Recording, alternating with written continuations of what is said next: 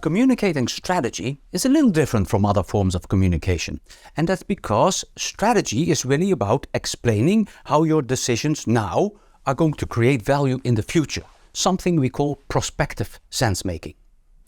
We collected a database of about 650 strategy presentations, 2/3 of which were done with the aid of a visual and 1/3 without, a PowerPoint. And that's because we wanted to measure, does the stock market respond positively to the use of a visualization of strategy?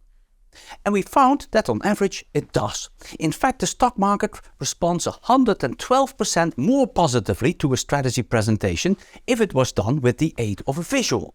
But not a visual in terms of some fancy photographs of the CEO themselves or so, or even data visualization. No, what was important is that it contained a framework, multiple components of the strategy with clear relationships between these components.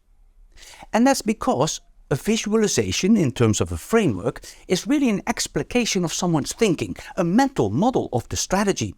And the frameworks helps to communicate that mental model to others. And apparently that creates a lot of clarity for investors. But there was one caveat.